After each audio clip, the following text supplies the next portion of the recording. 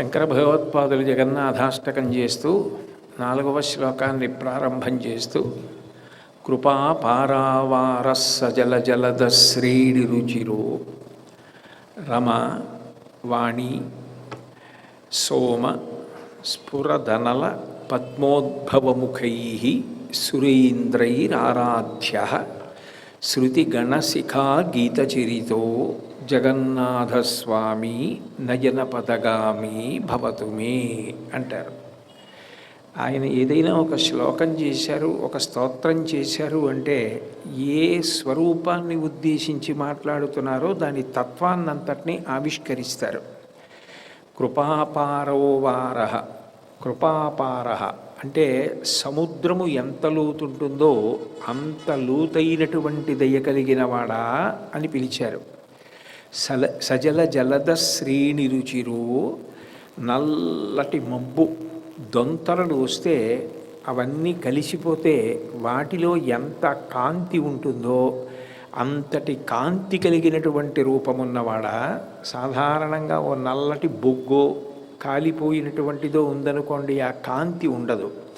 కానీ నల్లటి మబ్బులో కాంతి ఉంటుంది. ఆ కాంతి అందులో ఉన్నటువంటి నీరు లోకానికంతటికీ దాహార్తిని తీర్చగలిగిన పరోపకార బుద్ధి, ఆ మబ్బుకున్నటువంటి గొప్ప కాంతి గుణం, ఆ చల్లతనం, అది ఎట్లా ఉంటుందో నీయందు కూడా అటువంటి కారుణ్యం ఉన్నది. మమ్మల్ని చల్లగా చూడగలిగినటువంటి వాడివి. కృపాపారోవారో సజల జలద శ్రీణి రుచిరో అని పిలుస్తున్నారు. ఇందులో ప్రత్యేకించి భగవంతుని యొక్క దయాగుణం గురించి మాట్లాడుతూ అది సముద్రము వంటిది అని అన్నారు. జగన్నాథుడు ఉన్నది సముద్రపు టొడ్డునే, అందుకే మహాంబోధేస్తీరే అన్నారు నిన్నటి శ్లోకంలో. ఇవాళ కృపాపారోవారో అంటున్నారు. అంటే సముద్రము యొక్క లోతు తెలుసుకునే ప్రయత్నం ఎవరైనా చేశారనుకోండి, అది నేను మామూలు మనుష్యుని విషయంలో కాదు మాట్లాడుతున్నది. ఒక ఉప్పు బొమ్మో ఒక పంచదార బొమ్మో సముద్రపు లోతు తెలుసుకుని వచ్చి నేను చెప్తానని ప్రయాణం మొదలుపెట్టి సముద్రం యొక్క అడుగు తెలుసుకునే ప్రయత్నంలో వెళ్ళిందనుకోండి, అది ఇక మళ్ళీ పైకి తిరిగి వచ్చి చెప్పే అవకాశం ఉండదు. అది అందులోనే కరిగిపోతుంది. అట్లాగే భగవంతుని యొక్క దయాగుణపు లోతు తెలుసుకోవడానికి ప్రయత్నం చేసిన వాడెవరుంటాడో ఆయన భగవంతుని యందే లీనమైపోతాడు. అందుకే భగవద్గీతలో ఒక గంభీరమైనటువంటి మాట చెప్తాడు. జన్మకర్మచ మే దివ్యం ఏవం యో వేత్తి తత్వతః త్యక్వా దేహం పునర్జన్మన ఇది మామీతి సూర్జున అంటాడు. నా జన్మ నా కర్మ దివ్యం, నేను జన్మ ఎత్తవలసిన అవసరం లేదు. కానీ నేను జన్మ ఎత్తడం అంటే ఒక అవతారం తీసుకోవడం. అసలు నేను ఒక అవతారంగా ఎందుకు వచ్చానన్న విషయాన్ని బాగా పరిశీలించినటువంటి వాడెవరుంటాడో వాడు నా యందే కలిసిపోతాడు. ఇక మళ్ళీ ఆయన పుట్టవలసిన అవసరం ఉండదన్నాడు. అంటే భగవంతుని యొక్క దయాగుణము బాగా ఆవిష్కృతమయ్యేది ఆయన అవతారం తీసుకోవడంలో అర్థమవుతుంది. లేకపోతే అసలు అవతరించవలసిన అవసరం లేని పరమాత్మ అవతరించవలసిన అవసరం ఎక్కడుంది?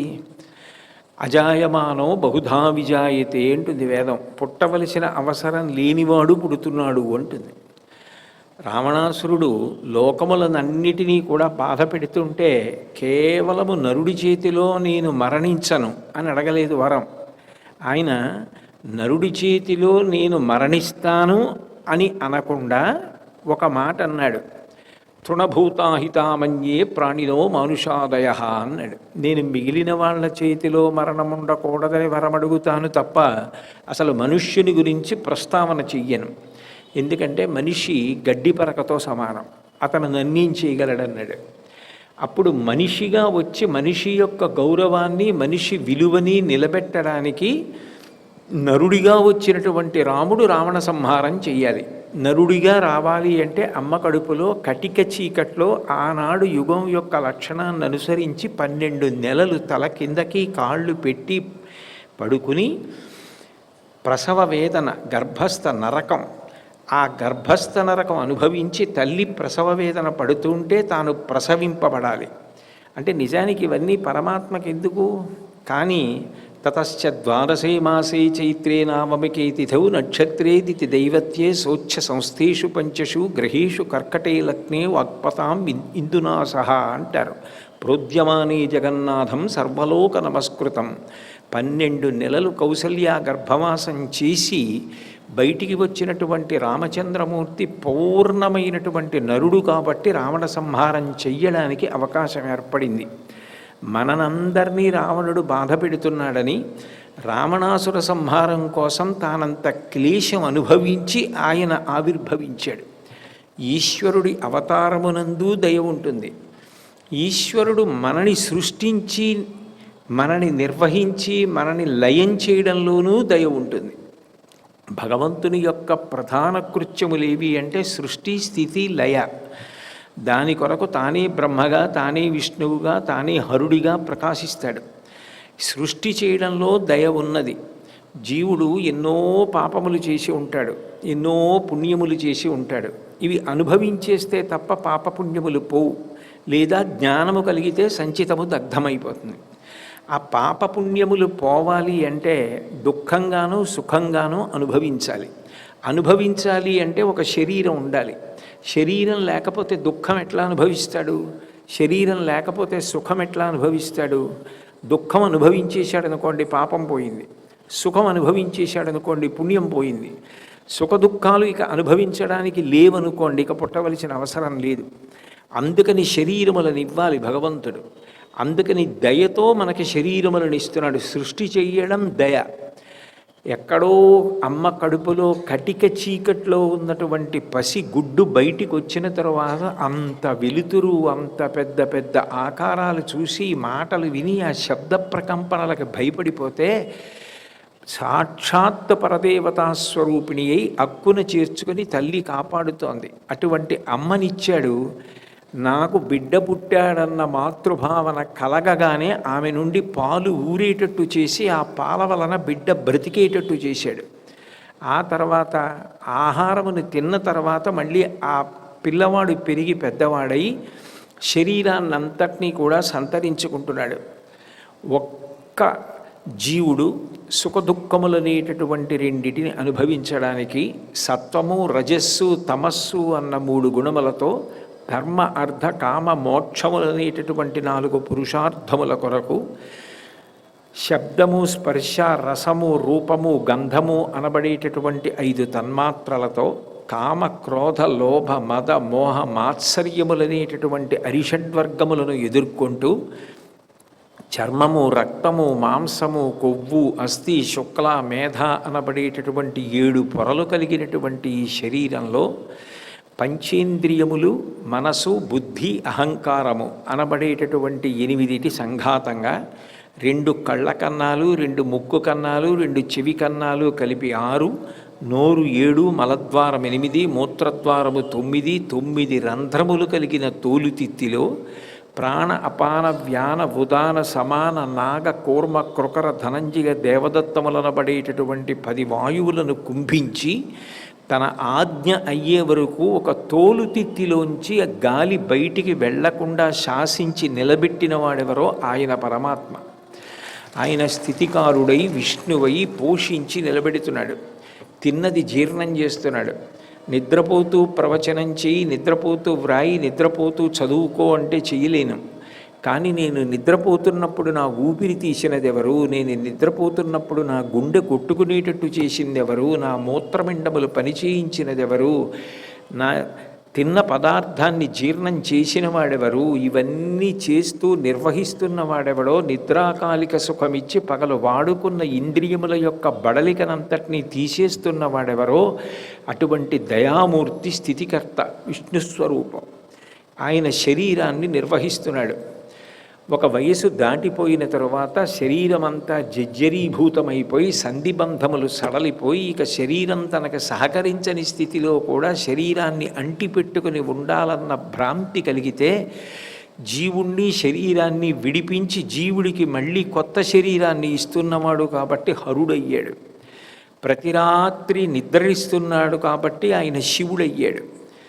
చిట్ట చివర జ్ఞానమిచ్చి మోక్షమిస్తాడు కాబట్టి ఆత్యంతిక ప్రళయము అని జ్ఞానదాత మహేశ్వర, శివుడు మోక్షప్రదాత అయ్యాడు. ఆయన సృష్టి చేసినా దయ, ఆయన నిర్వహించినా దయ, ఆయన పడగొట్టినా దయ, ఆయన ఏం చేసినా దయ. అసలు దయ లేకుండా భగవంతుడు చేసేటటువంటి పని ఏది ఉండదు. ఆయన అవతారం తీసుకుంటే దయ, నిజానికి రాక్షస సంహారం చేశాడు అని మనం అంటాం, కానీ ఒక రాక్షసుడిగా ఒకడు పుట్టి విశేషమైన అపకీర్తి తెచ్చుకొని ఎప్పుడు మరణిస్తాడని దేవతల దగ్గర నుంచి అందరూ ఎదురు చూస్తున్న సందర్భంలో తన క్రౌర్యాన్ని తాను విడిచిపెట్టలేని స్థితిలో ఆ జీవుడు బతుకుతున్నప్పుడు అతన్ని ఆ శరీరం నుంచి విడిపించేసి మళ్ళీ తన దగ్గరకు చేర్చుకునేటటువంటి భగవంతుని యొక్క లీల ఎంత కారుణ్యముతో కూడుకున్నదై ఉంటుంది. అందుకని భగవంతుడు అన్న మాటకి పర్యాయపదం ఏది అంటే దయ. ఆయన రాశీభూతమైనటువంటి దయ. అందుకే దాశరథీ శతక కర్త గోపరాజు గారు భగవంతుడి గురించి మాట్లాడుతూ, ఎవరు భగవంతుడు అంటే సముద్రమే, దయాసముద్రము రూపమును పొందితే అదే భగవంతుడు. అందుకే శ్రీరఘురామచారు తులసీదళధామ శమక్షమాది శృంగార గుణాభిరామ త్రిజగన్నుత శౌర్య రమాలలామ దుర్వార కబంధ రక్షస విరామ జగజ్జన కల్మషర్ణవోత్తారకనామ భద్రగిరిదాశరథి కరుణాపయోనిధి అంటాడు. కరుణాపయోనిధి అంటే సముద్రమంత దయగలిగినవాడా అని. అసలు ఆ లోతు తెలుసుకోవడం ఎవ్వరికీ సాధ్యం కాదు.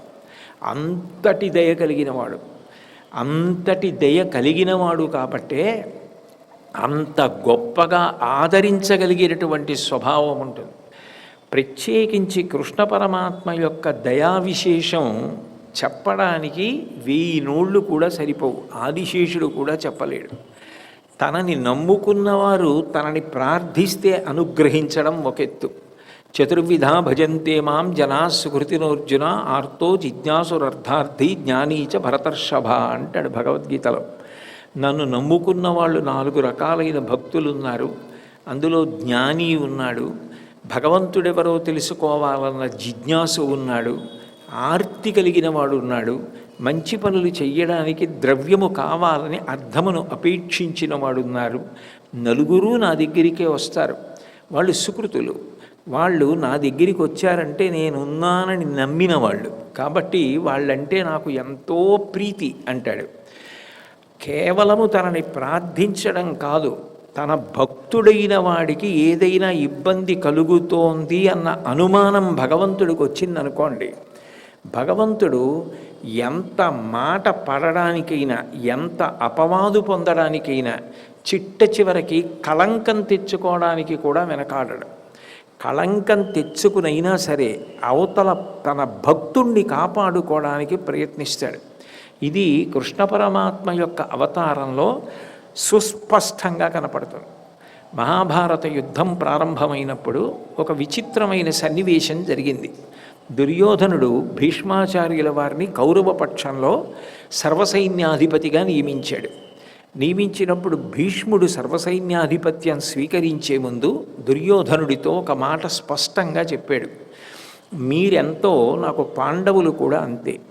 పాండవ పక్షంలో ఉన్న మిగిలిన వీరులను ఎవరైనా పర్వాలేదు, నేను దునుమాడతాను. దేవదానవులు కలిసి వచ్చినా నన్ను ఎదుర్కొనలేరు. స్వచ్ఛంద మరణము వరముగా ఉన్నవాణ్ణి. ఆ పైన అటువంటి విలుకాడు ఇక ఇంతకు ముందు పుట్టలేడు, ఇక పైన పుడతాడని నమ్మకం లేదని కృష్ణ పరమాత్మ అంతటి వాడు చెప్పాడు. అంత గొప్పవాడు భీష్ముడు, అంతటి భక్తుడు, అంతటి జ్ఞాని. అటువంటి భీష్ముడు పాండవులను మాత్రం సంహరించను. ఎందుకనంటే మీరెంతో వాళ్ళు కూడా అంతే. తాత అని తెల్లవారి లేస్తే ప్రేమగా పిలిచేవారు. నేను మిగిలిన ఏ వీరులనైనా సంహరిస్తాను. పాండవులు నాకు దొరికినా, నా కంట పడినా, నా చేతికి చిక్కినా నేను సంహరించను. నీకది ఆమోదయోగ్యమైతేనే సర్వసైన్యాధిపత్యం స్వీకరిస్తానన్నాడు. తప్పకుండా మీరు అట్లాగే చెయ్యండి, మీకు స్వేచ్ఛనిస్తున్నాను, అధికారం ఇస్తున్నాను, మీరు సర్వసైన్యాధిపతి అయి సైన్యములను నడిపించమన్నాడు దుర్యోధనుడు. యుద్ధం ప్రారంభమైంది. 2 రోజుల యుద్ధంలో మాత్రం చాలా మనసుకి బాధ కలిగేటటువంటి సందర్భం జరిగింది. భీష్మ పర్వంలో భారతం చదువుతున్నప్పుడు నిజంగా మనసుకి చాలా ఖేదం కలుగుతుంది. 3వ రోజు యుద్ధ సమయంలో భీష్మాచార్యుల వారు రాత్రి విశ్రాంతి తీసుకోవడానికి శిబిరంలోకి వెళ్ళారు. వెడితే దుర్యోధనుడు వచ్చి కలిశాడు.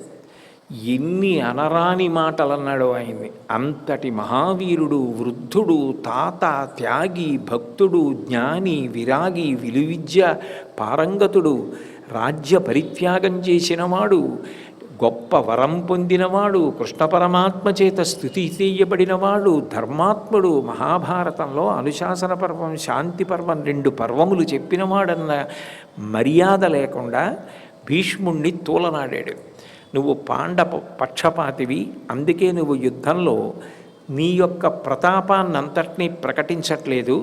నువ్వు సర్వసైన్యాధిపతిగా ఉన్న కారణం చేతనే కౌరవపక్షానికి ఇంత నష్టం జరుగుతోంది అని భీష్ముడు చాలా బాధపడేటట్టుగా మాట్లాడాడు.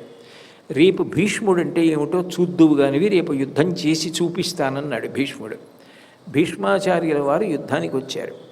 ఈ యుద్ధం ప్రారంభం కావడానికి ముందు కృష్ణ పరమాత్మ ప్రతిజ్ఞ చేశారు. నేను ఆయుధం పట్టను, కేవలం సారథ్యం మాత్రమే చేస్తానన్నారు. ఆ ప్రతిజ్ఞ చేసిన వాడెవరు? భగవంతుడు. భీష్మాచార్యుల వారు కూడా ప్రతిజ్ఞ చేశారు, నేను ఆయుధం పట్టిస్తాను కృష్ణుడితో అన్నారు. భక్తుడి ప్రతిజ్ఞ నెరవేరితే భగవంతుడికి కళంకం వస్తుంది, మాట తప్పాడని. నిజానికి యుద్ధానికి వచ్చాడు భీష్ముడు. భయంకరమైన యుద్ధం జరుగుతోంది. అర్జునుడి యొక్క శరీరాన్ని పూచినటువంటి చెట్టు ఎట్లా ఉంటుందో అట్లా కొట్టేశాడు బాణాలతో. కృష్ణ పరమాత్మ మీద కూడా అన్ని బాణాలు ప్రయోగించాడు. మోదుగ చెట్టు బాగా పువ్వులు పూస్తే ఎలా ఉంటుందో అలా అయిపోయింది అర్జునుడి శరీరం. కృష్ణ పరమాత్మ చూశాడు. చూసి ఆయన అర్జునుడిని రక్షించుకోవడం అన్నది కాదు ప్రధానం. ఎందుకంటే అర్జునుడు దెబ్బలు తగిలినంత మాత్రాన పడిపోయేటంతటి అల్పుడు కాడు. గాంధీవం చేతిలో ఉన్నవాడు, ఎంతో అస్త్ర సంపద ఉన్నవాడు, నిలదొక్కుకోగలడు. కానీ తన మాట పోయినా పర్వాలేదు, తను మాట తప్పాడు అన్న అపకీర్తి తనకు వచ్చినా పర్వాలేదు. యుద్ధం జరగడానికి ముందు ఆయుధం పట్టను అని ప్రతిజ్ఞ చేసిన కృష్ణ పరమాత్మ నిజంగా కురుక్షేత్ర యుద్ధం జరుగుతున్నప్పుడు భీష్మాచార్యుల వారు విజృంభించి యుద్ధం చేస్తే అర్జునుడిని రక్షించుకోవడం కోసం కృష్ణుడు సుదర్శన చక్రాన్ని పట్టేసుకున్నాడు అన్న అపఖ్యాతి తనకు వచ్చినా పర్వాలేదు. కానీ దుర్యోధనుడు నిన్న రాత్రి భీష్మాచార్యుల వారిని అంత తక్కువ చేసి మాట్లాడాడే, అది తట్టుకోలేకపోయాడు కృష్ణుడు యథార్థానికి. నాకింత భక్తుడైన వాణ్ణి అన్ని మాటలు అంటావా, ఆయన్ని తక్కువ చేసి మాట్లాడతావా, నా ప్రతిజ్ఞ పోయినా పర్వాలా. భీష్ముడు ఎంత గొప్ప విలుకాడంటే, భీష్ముడి యుద్ధానికి ఎవ్వరూ తట్టుకోలేకపోతే ప్రతిజ్ఞ చేసిన కృష్ణ పరమాత్మ తన ప్రతిజ్ఞని విడిచిపెట్టేసి ఆయుధం పట్టుకున్నాడని చెప్పుకోవాలి అందరూ. తద్వారా భీష్ముడికి కీర్తి రావాలని మామూలుగా యుద్ధం చేయలే. అందుకే ఎవరైనా తనని చంపడానికి వచ్చేవాడిని స్తోత్రం చేస్తాడు ఆ లోకంలో. భారతంలో కన్నా భాగవతంలో పోతన గారి నోటి వెంట పద్యాలు అంత బాగా పడ్డాయి. ఆ పద్యంలో తనని చంపడానికి వచ్చినటువంటి కృష్ణ పరమాత్మని స్తోత్రం చేశాడు భీష్ముడు. కుప్పించి ఎగసిన కుండలంబుల కాంతి గగన భాగం బెల్ల కప్పికొనగా ఉరికిన నోర్వ కవుదరంబులోనున్న జగముల వ్రేగున జగతి కదుల చక్రంబు చేబట్టి చనుదించురయమున పైనున్న పచ్చని పటముజార నమ్మితి నాలావు నగుబాటు చెయ్యకు మన్నింపుమని క్రీడి మరల దిగువ కరికి లంఘించు సింహంబు కరణి మెరసి నేడు భీష్ముని చంపుదు నిన్ను కాతు విడువు మర్జునయటంచు మద్వి శిఖవృష్టి తెరలి చనుదించు దేవుండు దిక్కునాకు అని చెప్పుకున్నాడు అపశయ్య మీద పడుకుని. కృష్ణ పరమాత్మని స్తోత్రం చేస్తూ ఆ రోజున నేను యుద్ధం చేస్తుంటే కుప్పించి ఎగసిన కుండలంబుల కాంతి గగన భాగం బెల్ల కప్పికొనగా ఈ భీష్ముణ్ణి ఎవరో ఆపలేకపోతున్నారు, అంత ఉద్ధతితో యుద్ధం చేసేస్తున్నాడని నన్ను నిగ్రహించడం కోసమని ఒక్కసారి రథం మించి ఆ కృష్ణ పరమాత్మ కిందకి దూకితే ఆయన కుండలములు ఇలా ఊగితే వాటి కాంతి ఆకాశాన్నంతటినీ కప్పేసింది. కుప్పించి ఎగసిన కుండలంబుల కాంతి గగన భాగం బెల్ల కప్పికొనగా ఉరికిన నోర్వ కవుదరంబులోనున్న జగముల వ్రీగున జగతి కదుల. కృష్ణ పరమాత్మ కడుపులో ఉన్న లోకాలన్నీ కదిలిపోయాయి ఆయన దూకినటువంటి ఆ పెద్ద దూకుకి. ఆ గబగబా చక్రం చేత్తో పట్టేసుకుని ఆయుధం పట్టనన్నవాడు నేను భీష్ముడిని చంపేస్తానని పరిగెత్తుకుంటూ భీష్ముడి రథం దగ్గరికి వచ్చేస్తుంటే పైనున్న పచ్చని పటముజార కృష్ణ పరమాత్మ వేసుకున్నటువంటి పచ్చటి పట్టు ఉత్తరీయం జారి కింద పడిపోతే అర్జునుడు రథం మించి కిందకి దూకి కృష్ణ పరమాత్మ వెంటపడి నమ్మి తినాలావు నగుబాటు చెయ్యకుమన్నింపుమని క్రీడి మరల దిగువ. బావా, రేపు పొద్దున్న లోకంలో అర్జునుడు యుద్ధం చేయలేకపోయాడు భీష్ముడితో. యుద్ధం చెయ్యలేకపోతే అర్జునుడిని రక్షించుకోవడానికి కృష్ణ పరమాత్మ తన ప్రతిజ్ఞని పక్కన పెట్టేసి చక్రం పట్టుకుని రథంలోంచి కిందకి దూకాడని లోకం చెప్పుకుంటుంది.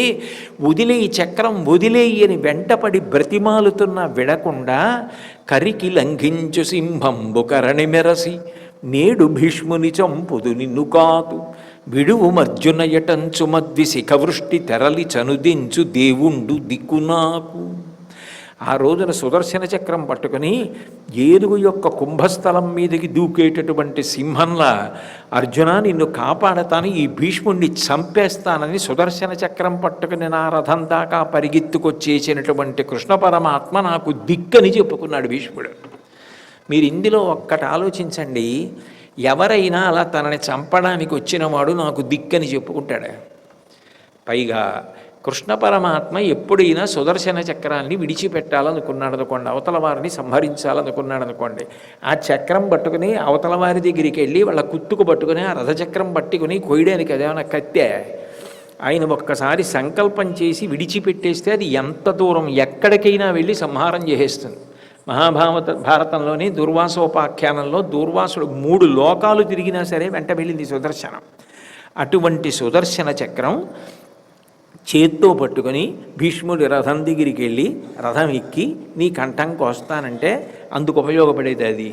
అంటే నిజానికి కృష్ణుడికి భీష్ముడిని చంపే ఉద్దేశ్యం లేదు, కానీ భీష్ముడు ఎంత గొప్ప వీరుడో లోకానికి చెప్పడానికి దుర్యోధనుడు సిగ్గుపడాలని నిన్న రాత్రి భీష్ముడిని అన్ని మాటలు అన్నందుకు తట్టుకోలేకపోయిన వాడు ఎవరంటే కృష్ణ పరమాత్మ. భీష్ముడి కన్నా ఎక్కువ బాధపడిపోయి నా ప్రతిజ్ఞ పోయినా పర్వాలేదు, నేను చక్రం పట్టేసుకున్నానని లోకమంతా నన్ను నింద చేసినా పర్వాలేదు, మాట తప్పినవాడు అని నన్ను అన్నా పర్వాలేదు, నా భక్తుణ్ణి అన్ని మాటలంటే తట్టుకోలేను. భీష్ముడు యుద్ధం చూసి కృష్ణుడంతటి వాడు చక్రం పట్టుకున్నాడని చెప్పుకోవాలి. తద్వారా నిన్న రాత్రి అన్ని మాటలు పడ్డాడే ఆయనకి తెల్లవారేటప్పటికి అంత కీర్తి రావాలి అని తను చక్రం పట్టేసుకొని తను నింద తెచ్చుకొని భీష్మాచార్యుల వారికి అంత కీర్తి తెచ్చిన దయాళువు కృష్ణ పరమాత్మ. అంతటి దయ కలిగినవాడు. అందుకే శంకరులు శ్లోకం ఎత్తుకుంటూనే కృపాపారో వారో సజల జలద శ్రేణి రుచిరు, నీరు నిండిన మేఘంలో ఉండేటటువంటి కాంతి ఎంత చల్లగా ఉంటుందో అట్లా చల్లని వాడవై సముద్రము లోతు ఎంత ఉంటుందో చెప్పడం చేత కాని రీతిలో అంత లోతైనటువంటి దయ కలిగినటువంటి వాడా అని పిలుస్తున్నారు. అంటే కృష్ణావతారంలో ఆయన చూపించినటువంటి దయకు అంతు లేదు. కృష్ణ తత్వాన్ని చాలా గొప్పగా ఎవరు చెప్పారు అంటే కుచేలుడి భార్య చెప్తుంది. కుచేలుడితోటి కృష్ణుణ్ణి యాచించి ఐశ్వర్యం తీసుకురమ్మంటే ఇప్పటిదాకా నేను ఎప్పుడూ వెళ్ళలేదు కదా నా స్నేహితుడి దగ్గరికి, ఇప్పుడు తగుదునమ్మా అని పేదరికం వచ్చిందని నేను అటుకులో మూట పట్టుకొని కృష్ణుడి దగ్గరికి వెడితే నన్ను మన్నిస్తాడా? అలా వెళ్ళొచ్చా అన్నాడు కుచేలుడు. అంటే కుచేలుడి భార్య అంది, కలలోనన్మున్నెరుంగని మహాకష్టాత్ముడైనట్టి దుర్బలుడాపత్సమయంబునన్ నిజపతాబ్జాతంబు ఉల్లంబునన్ తలపన్ అంతని వచ్చి ఆర్తిహరుడై తన్నైన ఇచ్చున్ సునిశ్చల భక్తిభావములన్ భజించు వారికిడడే సంపద్విశేషోన్నతుల్లంది. కలలో కూడా భగవంతుడి పేరెత్తనటువంటి వాడు ఆపద వచ్చినప్పుడు ఆయన ఉన్నాడని నమ్మి త్రికరణ శుద్ధిగా పిలిస్తే పరిగెత్తుకుంటూ వచ్చి తనని తానుగా ఇచ్చేసుకునేటటువంటి లక్షణం ఉన్నవాడు. ఏదో పట్టుకొచ్చి ఇవ్వడం కాదు, తనని తానే ఇచ్చేసుకుంటాడు. అంతటి దయాగుణం కలిగిన వాడు పరమాత్మయ. కృష్ణుడి దగ్గరికి వెళ్ళడానికి నీకు అనుమానం ఎందుకు? నువ్వు వెళ్ళు, కృష్ణుడు ఆదరిస్తాడంది. కలలోనన్ముందెరుంగని మహాకష్టాత్ముడైనట్టి దుర్బలుడు ఆపత్సమయంబునన్ నిజపతాబ్జాతంబు ఉల్లంబునన్ తలపన్ అంతని వచ్చి ఆర్తిహరుడై తన్నైన ఇచ్చున్ సునిశ్చల భక్తి భావములన్ భజించు వారికిడడే సంపద్విశేషోన్నతుల్. ఇక భక్తితో ఆయన పాదములు పట్టుకున్న వారికి ఆయన ఏమివ్వడు? ఏదైనా ఇస్తాడు. లేకపోతే ఎక్కడో ఉత్తరాగర్భంలో ఉన్నటువంటి శిశువు మీదకి అశ్వత్థామ బ్రహ్మశిరోనామకాస్త్రం ప్రయోగం చేస్తే లోపల ఉన్న శిశువు ఆ వస్తున్న బ్రహ్మాస్త్రాన్ని చూసి కదిలిపోతుంటే ఉత్తర వెళ్ళి కృష్ణ పరమాత్మను ఆశ్రయిస్తే నిశ్శబ్దంగా అక్కడ రథం దగ్గర ఉన్నవాడు అట్లాగే కనపడుతూ ఉత్తరాగర్భంలోకి ప్రవేశించి అసలు నిజానికి నిర్వంశమైపోవలసినటువంటి పాండవ వంశాన్ని రక్షించాడు. కాబట్టి పరీక్షిత్తు బ్రతికి బట్టకట్టి బయటికి వచ్చాడు. ప్రార్థన ఉత్తర చేసింది అని ఉత్తరాగర్భంలోకి వెళ్ళి పరీక్షిత్ మహారాజుని కాపాడాడు. అటువంటి దయాళువు లోకంలో ఎక్కడుంటాడు? అంత దయగలిగినటువంటి కృష్ణ పరమాత్మయే జగన్నాథుడిగా వచ్చాడు. అది కూడా ఈ జగన్నాథుడిగా వచ్చినప్పుడు ఎంత దయ అంటే నిజానికి ఎప్పుడెప్పుడు ఎక్కడెక్కడ ఏ దోషం జరిగిందో దోషాన్ని ఆయన చూడలేదు. ఎక్కడ ప్రేమ ఉందో అక్కడ ప్రేమని అధికారం అన్న మాటని కానీ అర్హత అన్న మాటని కానీ పరిశీలించకుండా, అంటే ఏదో అడ్డు పెట్టకుండా ఆ ప్రేమ ఒక్కదానికి అంత లొంగిపోయాడు. కృష్ణ పరమాత్మ యొక్క స్వరూపమే కాబట్టి నాకు కావలసినది భక్తి ఒక్కటే. ఆ భక్తి అన్న వెన్న నీ మనసులో ఉంటే నేను నవనీత చౌర్యం చేసి నీకు తెలియకుండా తింటానని చెప్పడానికి వచ్చినవాడు. అందుకే మొట్టమొదట్లో నీలమాధవుడిగా ఎవరి చేత సేవింపబడ్డాడు?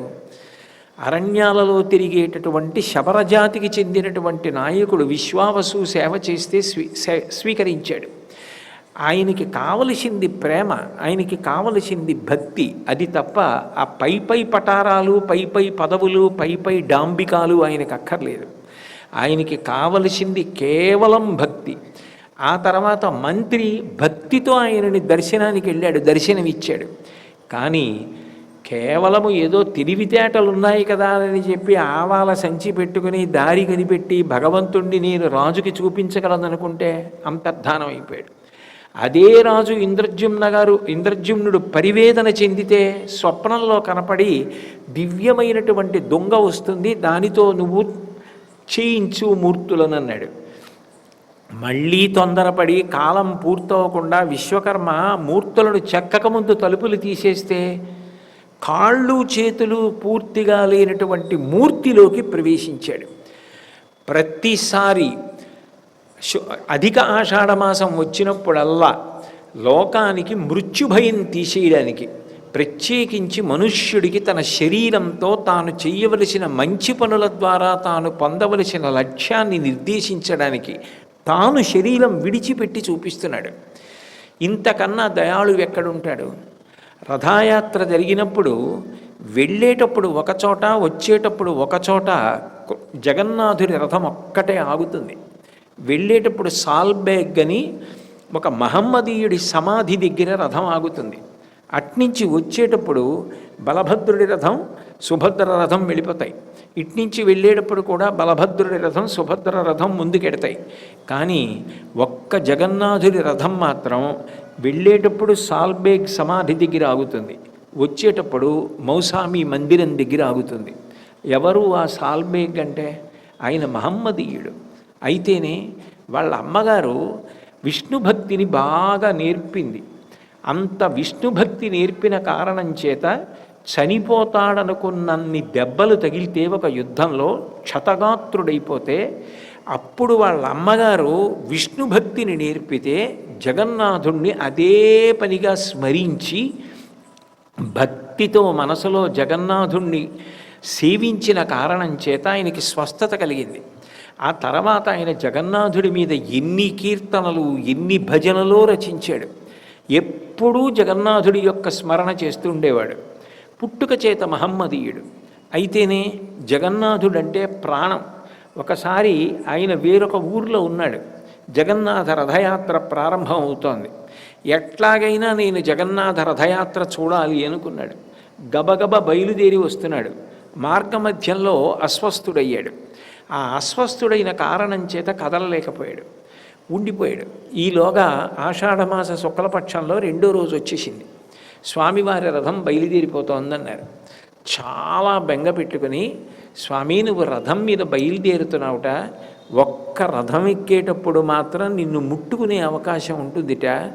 నేను నిన్ను ముట్టుకోవాలనుకున్నాను, నిన్ను దర్శించాలనుకున్నాను, సేవించాలనుకున్నాను, కానీ నాకు అస్వస్థత కలిగింది, శరీరం సహకరించట్లేదు, నేను నడవలేకపోతున్నాను.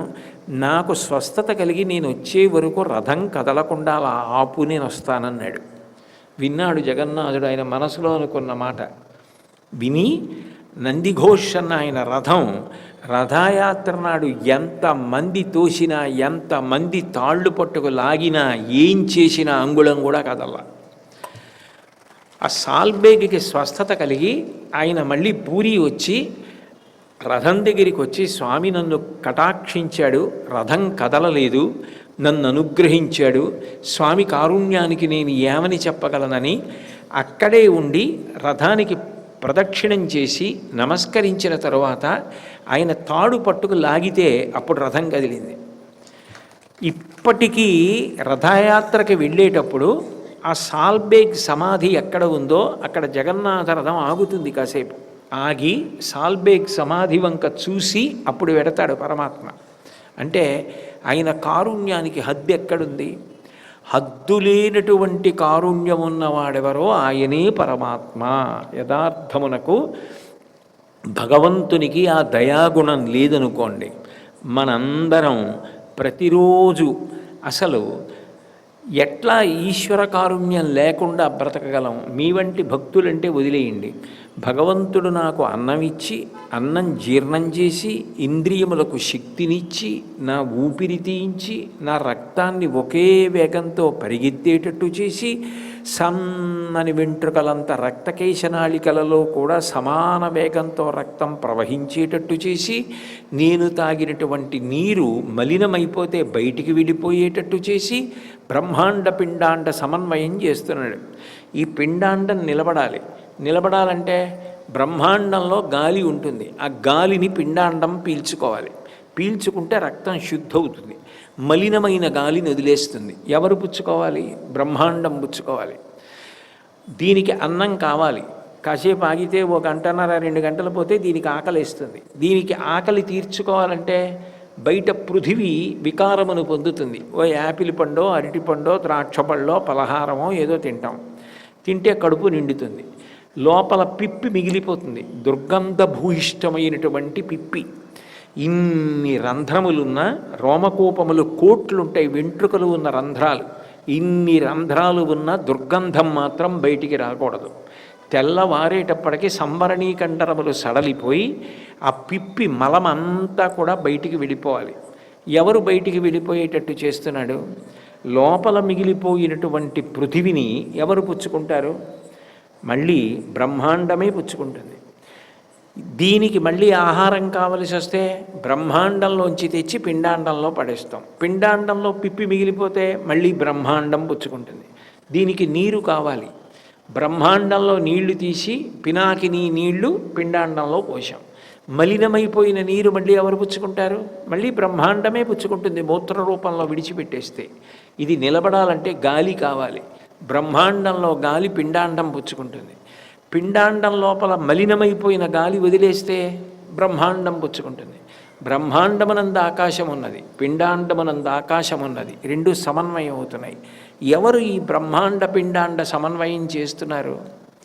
ఎవరి ఆజ్ఞ అయితే ఇక ఊపిరి వదిలిపెట్టినవాడు తీయట్లేదు, తీసినవాడు వదిలిపెట్టట్లేదు.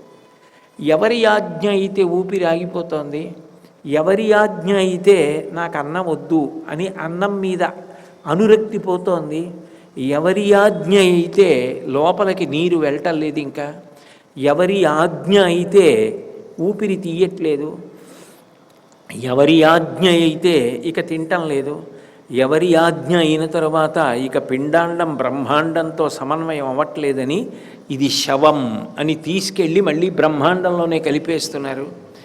ఎంతమంది ఎంత గౌరవించిన వాడైనా కానివ్వండి, ఊపిరొక్కటి ఆగిపోయిందనుకోండి, ఎవరు తీసుకెళ్ళి ఇంట్లో పెట్టుకుంటారు? అప్పుడు పుచ్చుకునేది ఎవరంటే పృథివీ, బ్రహ్మాండంలో అమ్మ భూమి పుచ్చుకోవాలి, ఆ తల్లి కలుపుకుంటుంది. ఎవరిదంతా చేస్తున్నవాడు? ఆయన దయ లేకపోతే ఈ సమన్వయం ఎవరు చేశారు? ఎవరు చేస్తే నడుస్తోంది? నాది నేను జీర్ణం చేసుకున్నానా ఆహారం? నా పిప్పిని నేను విసర్జించానా? దుర్గంధం బయటికి రాకుండా నాకు నేను నిగ్రహించుకున్నానా? నీళ్లు దొరికేటట్టు ప్రవహించేటట్టు నేను చేసుకున్నానా? నీటికి ప్రవాహం లేదనుకోండి, అందరం వెళ్ళి నది ఒడ్డున కూర్చోవాలి దాహం వేస్తే తాగడానికి. కానీ ఆ నీరు ప్రవహించి మన దగ్గరికి వచ్చేటట్టు చేసిన వాడెవరు?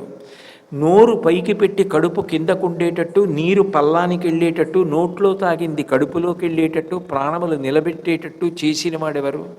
అగ్ని పైకి రావాలని నిర్ణయించినది ఎవడు? అగ్ని పైకి రాకపోతే వంట ఎలా చేసుకుంటాం? అడుక్కెళ్ళిపోతే. నీరు కిందకి వెళ్ళిపోవాలి, మంట అయితే పైకి రావాలి. ఎవరు చేశాడు ఈ శాసనం? అందుకే ప్రహ్లాదుడు భగవంతుని యొక్క దయని విచారించవలసి వస్తే పానీయంబులు త్రావుచున్ కొడుచుచున్ భాషించుచున్ హాసలీలా నిద్రాదులు చేయుచున్ తిరుగుచున్ లక్షించుచున్ సంతత శ్రీనారాయణ పాదపద్మయుగళీ చింతామృతాస్వాద సంధానుండై మరచన్ సురారిసుతుడే తద్విశ్వమున్ భూవరా అన్నారు భాగవతంలో.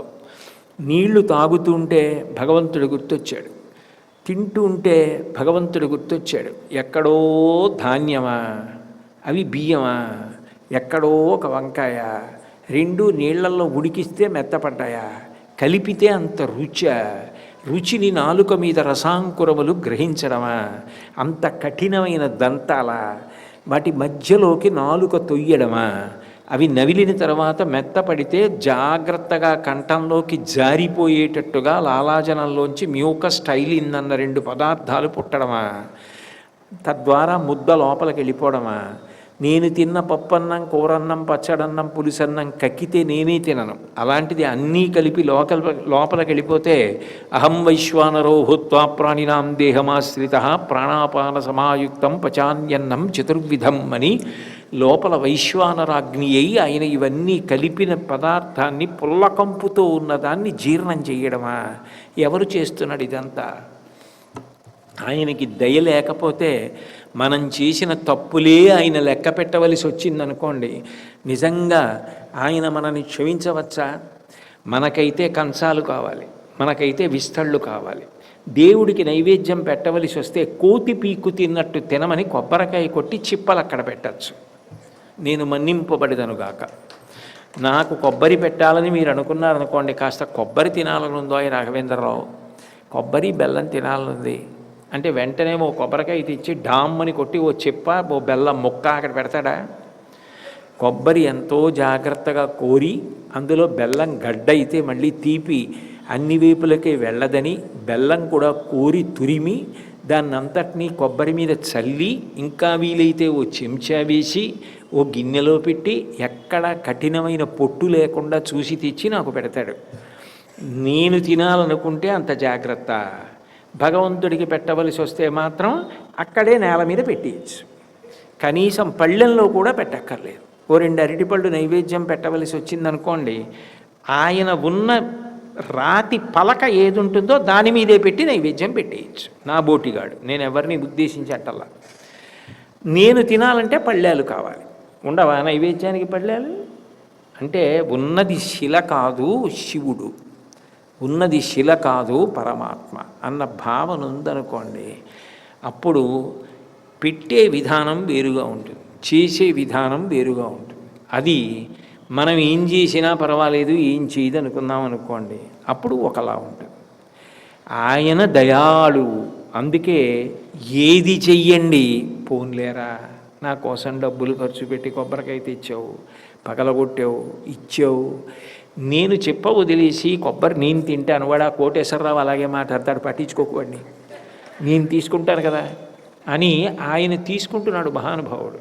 నేనంటే ఏదో తొందరపడి ఇలా కొంచెం కఠినంగా అన్నాను కానీ ఆయన అలా అనకపోవడం బట్టే కదా మనం అంత స్వతంత్రంగా పెట్టగలుగుతున్నాం చెప్పలు విని. కాబట్టి అంతటి దయాశాలి పరమాత్మ. అందుకన్నాడు, శివుని శిరమున కాశిన్ని నీళ్లు చల్లి పత్తి రిసుమంత నెవ్వాడు పారవయించు, కామధేనువు వానింటి గాడి పసరు, అల్ల సురశాఖ వానింటి మల్లె చెట్టు. ఇంకా నేను ఆ పద్యానికి అర్థం చెప్పవలసిన అవసరం ఏంటి, మీకే అర్థమైపోయి ఉంటుంది. అంతటి కరుణామూర్తి భగవంతుడు, అంత దయ కలిగిన వాడు కాబట్టే ఎన్ని దోషములైనా మన్నిస్తాడు. అజ్ఞానినామయా దోషాన్ శేషాన్ విహితాన్ హరే క్షమస్వత్వం క్షమస్వత్వం శేషశైల శిఖామణి. ఈశ్వర నాకేమొచ్చంటే నాకేం రాదు, నేనేం చేయలేను కూడా. ఎందుకు చేయలేను అంటే నాకు శరీర భ్రాంతి. ఈ శరీరం సొక్కిపోకూడదు, దీనికి అస్సలు కష్టం కలగకూడదు. దీనికి కష్టం కలగకుండా సౌఖ్యం కలిగినంతలోనే నిన్ను సేవిస్తాను తప్ప దీనికి కొంచెం కష్టం కలిగేలా నిన్ను సేవించమంటే నా వల్ల కాదు సుమా. నృసింహశతకర్త ఒక అద్భుతమైన పద్యరచన చేశాడు. గౌతమీ స్నానాన కడతేరుదామంటే మనసి చన్నీళ్లలో మునుగలేను, తీర్థయాత్రలు చేసి కృతార్థుడనవుదామంటే బడలి నేమంబునే నడుపలేను, దాన ధర్మాదుల సద్గతి చెందుదమంటే ఘనముగా నా వద్ద ధనము లేదు, తపమాచరించి ధన్యుడనవుదామంటే నిమిషమైన మనసు నిలుపలేను, కష్టముల కోర్వనా చేత కాదు నిన్ను స్మరణ చేసెదనా యథాశక్తి కొలది, భూషణ వికాస శ్రీధర్మపుర నివాస దుష్ట సంహార నరసింహ దురిత దూరా అన్నాడు. ఉన్నట్టుగా చెప్పాడు మహానుభావుడు. తెల్లవారుజామున మార్గశిరమాసం ఇంత గొప్ప మాసం అని చెప్పి పక్కనే ఉన్నటువంటి నదికి వెళ్ళి మునిగి స్నానం చేయగలనా? అమ్మో చలి పొగమంచు ఇంకేమైనా ఉందా? వెళ్ళలేను. గౌతమీ స్నానాన కడతేరుదామంటే మనసి చన్నీళ్లలో మునుగలేను, తీర్థయాత్రలు చేసి కృతార్థుడనవుదామంటే బడలి నేమంబునే నడపలేను. తీర్థయాత్ర చేయవయ్యా అంటే ఇంట్లో ఎన్ని ఉంటాయో అన్నీ తీర్థయాత్రలో కూడా కావాలి. వేళపట్టున తెల్లవారి లేవగానే ఏది పుచ్చుకుంటాడో దాని దగ్గర నుంచి వేళపట్టున పలహారం, వేళపట్టున భోజనం, కొంచెం బడలకూడదు, కాళ్ళు నిప్పెట్టకూడదు, ఎక్కువసేపు తిరగకూడదు, నిలబడకూడదు, వంగోకూడదు, కూర్చోకూడదు, పడుకోకూడదు, సాష్టాంగం చేయకూడదు. ఇన్ని నియమాలు నా బోటిగాడికి. బడలి నియమంబునే నడుపలేను. పోని దాన ధర్మాదులు చేసి సద్గతి పొందుదమంటే ఘనముగా నా వద్ద ధనము లేదు. ఉందో లేదో కానీ ముందు దానం చేయమంటే మాత్రం లేదంటాడు. ఘనముగా నా వద్ద ధనము లేదు. తనకేమైనా ఒంట్లో బాగుండక పరీక్ష చేయించుకోవాల్సి వస్తే మాత్రం ఎంతైనా ఉంటుంది. ఘనముగా నా వద్ద ధనము లేదు. తపమాచరించి ధన్యతనొద్దుదమంటే నిమిషమైన మనసు నిలుపలేదు. పోనీ తపస్సు చేయరా, నా గురించి ధ్యానం చేయంటే అది అసలు చేయలేను. మనసు నిలబెట్టడం నాకు అసలు చేత కాదు. ఇంకా మరి ఏం చేస్తావు? అప్పుడప్పుడు గుర్తొచ్చినప్పుడు నేను తలుచుకుంటుంటాను. అదొకటే నాకు వచ్చు. నువ్వు రా గుర్తు, నేనేం చేయను? నా బలహీనత నేను చెప్పాను, నన్ను ఉద్ధరించుకోవడం నీ వంతు. మా ఆవు ఒంటి నిండా బురదంటించుకొని ముళ్ళడొంకల్లోకి వెళ్ళిపోయి పడిపోయింది అనుకోండి. ఓ ఆవా, కోటేశ్వరరావు గారికి పాలిచ్చేదానా ఒంటి నిండా బురదంటించుకొని ఇలా డొంకల్లో పడిపోవచ్చా అంటారా? కోటేశ్వరరావు గోవుని సరిగ్గా చూసుకోక్కర్లేదా? గోవు గురించి చెప్తే సరిపోయిందా? మీ ఆవు ముళ్ళడొంకల్లో పడిపోయింది, వెళ్ళి చూసుకోవద్దండి అని నన్ను అంటారా? నేను ఏం చేయలేకపోతున్నానో చెప్పాను. నేను చెయ్యగలిగింది ఏదో అది నాతో చేయించుకుని నన్ను నీ వాడిని చేసేసుకో, అంతేగాని నేను చేయలేదంటా ఏమిటన్నాడు ఆయన. ఆయన ఎంత గడుసుగో చూడండి. కాబట్టి స్మరణ చేసేదన యథాశక్తి కొలది. యథాశక్తి అంటే మరి గబుక్కుని కొడుకు గుర్తొచ్చేస్తాడు, కోడలు గుర్తొచ్చేస్తుంది, మనవలు గుర్తొచ్చేస్తారు. అబ్బెబ్బే అవన్నీ వద్దండి, భగవంతుడినే స్మరించమంటే జగన్నాథ అంతలా గుర్తొచ్చేస్తావా? ఏ గుర్తురావు. అందుకని అప్పుడప్పుడప్పుడప్పుడు గుర్తొస్తావు, అప్పుడు గుర్తు తెచ్చుకుంటాను. అబ్బాయి ఎంత బాగా గుర్తు తెచ్చుకున్నావురా అని నన్ను ఉద్ధరించేయి. స్మరణ చేసదనా యథాశక్తి కొలతి భూషణ వికాస శ్రీధర్మ పురనివాస దుష్ట సంహార నరసింహ దురిత దూర. అప్పుడప్పుడు గుర్తు రావడం కూడా చాలా గొప్పే, అదే చిన్న విషయం కాదు. అసలు గుర్తే రాకపోవడం కన్నా అప్పుడప్పుడు గుర్తు రావడం కూడా చాలా గొప్ప విషయం అని చెప్తాను నేను. కాబట్టి ఎంత దయాళువైతే మన దోషములన్నింటినీ వదిలిపెట్టేసి ఆయన మాత్రం ఇంత ఊడిగం చేస్తున్నాడు ఈ శరీరంలో. నేను పడుకోవాలి గంట, ఆయన పడుకుంటే ఎక్కడవుతుంది? ఆయన మాత్రం ఊపిరి తీస్తూ ఉండాలి, రక్తం నడుపుతుండాలి, గుండె కొట్టిస్తూ ఉండాలి, మూత్రపిండాలు చేయిస్తూ ఉండాలి, జీర్ణక్రియ చేసి జరిగేటట్టు చూస్తూ ఉండాలి, తెల్లవారేటప్పటికి నిద్ర వచ్చేటట్టు చేయాలి, బడలిపోయిన ఇంద్రియాల యొక్క బడలిక తీర్చాలి, తెల్లవారేటప్పటికి ఓపిక ఏర్పడేటట్టు చూడాలి. ఇవన్నీ ఆయన నిద్రపోతే చేసేవాడు ఎవరు? ఆయన విశ్రాంతి గురించి పట్టింపక్కర్లేదు. అంటే దయాళువు అంటే ఆయన దయకు అంత ఎక్కడుంది? అది శంకరాచార్యుల వారి యొక్క గొప్ప భక్తి. కృష్ణ పరమాత్మ యొక్క అవతారంలో ఎంత దయకి రాశీభూతముగా కనపడ్డాడో, ఆ రాశీభూతమైన కృష్ణ పరమాత్మ యొక్క అవతారము కొనసాగింపే జగన్నాథుడు. అందుకే చిట్ట చివరికి కాళ్ళు చేతులు కూడా పూర్తిగా చెక్కకుండా తొందర పడిపోయి తలుపులు తీసేసి, అయ్యయ్యయ్యయ్యో తలుపులు తీసేశామని వేళ్ళు విరుచుకుంటే, పోన్లేరా బెంగపెట్టుకోకు, ఈ యుగంలో ఇలాగే ప్రవేశించి మీకు కనపడతానని అలాగే ఉండిపోయాడు. కొంతమంది ఆయన పేరు పూర్తిగా ఉచ్చరించలేకపోతే మొండి జగ్గడు అంటారు. అంటే కాళ్ళు చేతులు పూర్తిగా లేవు కాబట్టి మొండి జగ్గడు, జగన్నాథుడు అనడానికి జగ్గడు. అయినా ఆయన అంటాడు, అబ్బా ఎంత బాగా పట్టుకున్నావురా, ఎంత బాగా చూడకపోతే నాకు కాళ్ళు చేతులు పూర్తిగా లేవని నీకు అర్థమైంది. కాబట్టి ముద్దు పేరు పెట్టి పిలిచావు కదా, నన్ను స్మరించావు కదా, నా పేరు తలుచుకున్నావు కదా, మిగిలిన రూపాలకి ఈ రూపానికి ఉన్న భేదాన్ని నువ్వు గమనించావు కదా, ఇది చాలు నాకంటాడు. ఎంత దయాళువు! బిడ్డ పేరు పెట్టి పిలిచిననైన విశ్రామ కేళినైన పద్య గజ్జ గీత భావార్థములనైన కమలనయన తలుప కలుషహరం. మీరు ఎట్లా తలుచుకోండి, మీ అబ్బాయి మీ అమ్మాయి అని భగవంతుడి పేరు పెట్టి పిలిచినా, ఆడుకుంటూ ఆడుకుంటూ మీరు శివుడి పక్షం మేము విష్ణువు పక్షం అని చెప్పి పేర్లు పెట్టుకుని ఆడుకున్నా, చిట్ట చివరికి పద్య గద్య గీత భావార్థములనైనా పద్యమో గద్యమో లేకపోతే ఒక పాటో ఏ రూపంలోనైనా భగవంతుని యొక్క పేరెత్తిన కమలనయను తలుప కలుషహరము. కాలుష్యము పాపమంతా పోతోంది ఆయన్ని స్మరిస్తే. అప్పుడు ఆయన దయాళువు కాక ఇంకేమవుతాడు? అంత దయ కలిగిన వాడా అని పిలుస్తున్నారంటే కృష్ణ పరమాత్మ యొక్క దయాగుణాన్ని స్మరిస్తున్నారు. ఎందుకంటే కృష్ణ పరమాత్మ యొక్క రూపంగా ఉన్నప్పుడు అసలు ఆయన ధర్మపక్షాన్ని నెగ్గించడానికి పడని కష్టం లేదు, అన్ని కష్టాలు పడ్డాడు. ఆయన అవసరమేముంది? అయినా అన్ని కష్టాలు పడి పాండవుల్ని రక్షించుకున్నాడు. కాబట్టి కృపాపారో వారో సజల జలద శ్రేణి రుచిరో, నల్లటి నీరు నిండినటువంటి మబ్బు రూపంలో ఉన్నటువంటి వాడా, అంత చల్లని కాంతి కలిగినటువంటి వాడా,